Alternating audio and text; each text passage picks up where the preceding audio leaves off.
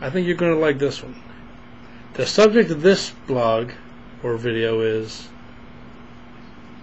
what have you ever pulled a joke or attempted to pull a joke on somebody where it completely and totally backfired in your face?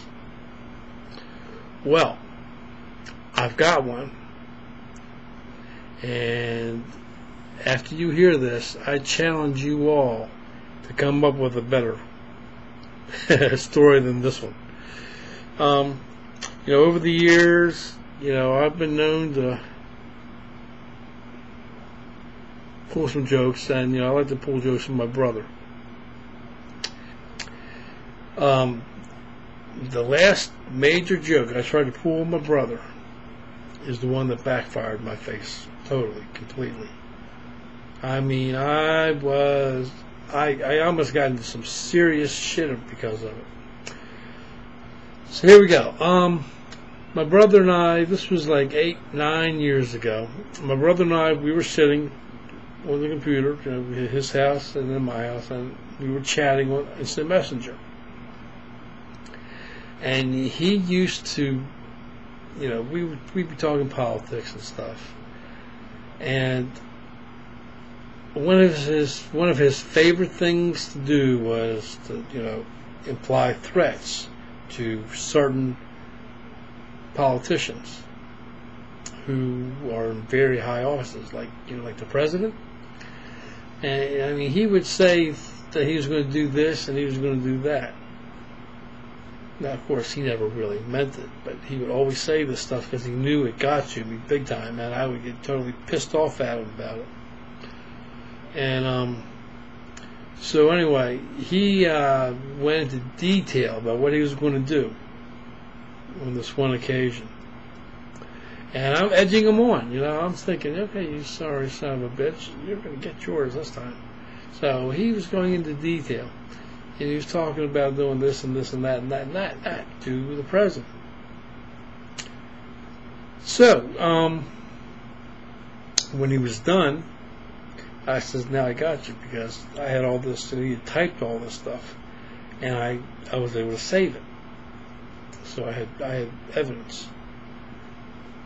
So what I decided I was going to do was, I was going to draft up this phony, baloney, bogus email to the White House reporting what my brother said, what he was going to do, and how I felt he was, a complete and total threat to the president, and he should be stopped. Now, the plan was to send Mike a copy of the email, but in the to part of the email, I wanted it to show what looked like a valid email address going to the White House. So I had to be what's the word I want? I had to be creative.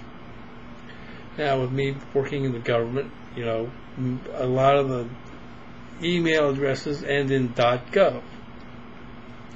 So I'm thinking, okay, so I'm going to send it to the White House. I'm not going to send it to the president himself.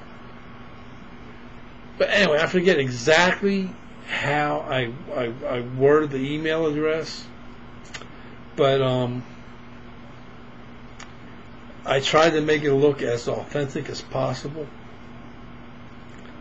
So when he saw where it went to, he would freak out.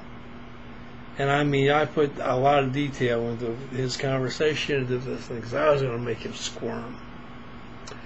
So after I drafted this letter up, it was a nice 2-3 pages, or paragraphs. I typed in the bogus email address to the White House, and then I CC'd him. So when I hit enter, I'm sitting there expecting, naturally, to get the kickback, because when you send an email to an email address that's no good, it kicks back saying, sorry, this email did not go through. So I'm sitting here, waiting, and And about 5-10 seconds later, boom, here comes the message I'm expecting. Well, actually, it was the message I wasn't expecting. I got the email back saying, "Thank you for your correspondence to the White House. Please do not respond to this email, blah, blah, blah, blah."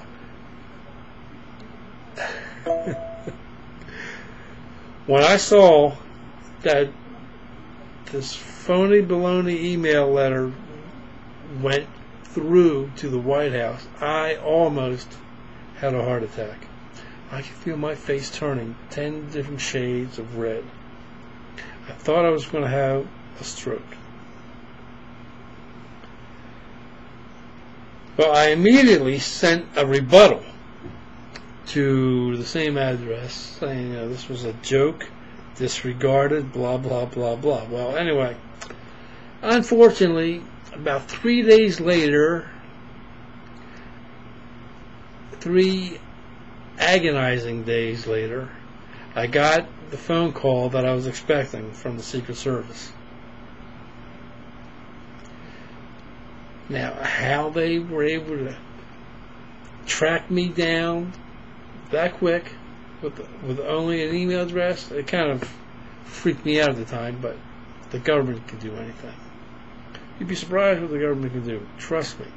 So anyway, the Secret Service agent's name was Rick Risky. I'll never forget that name. And no, he wasn't a fake. He was the real deal. Of course, I had to turn around and I had to explain why I sent that email, what the circumstances was, but I didn't want to implicate any of the comments my brother had made. Although it was all in the email. So I was, I basically said, I was just trying to teach my brother a lesson, blah, blah. And I really didn't intend for it to go to the real White House, and I tried to make an authentic looking address, and unfortunately, my genius came up with the real White House email address. I was such a genius. But anyway, so, of course, before I got the phone call, I called my brother up. I told him what I did. And, of course, he immediately wiped out his computer. He deleted the whole conversation. But, so anyway, the next couple weeks was rather stressful. I worked full-time for the Air National Guard. I had access to the base. I had a top-secret clearance at the time.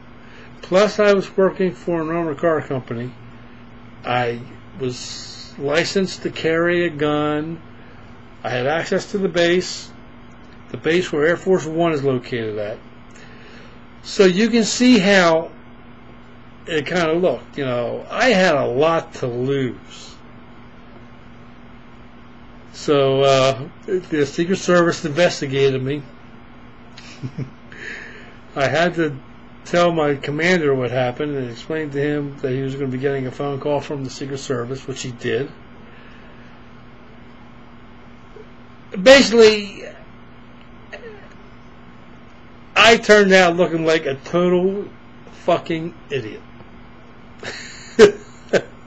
Which basically I was. But that's my greatest disaster as far as trying to pull a prank on somebody.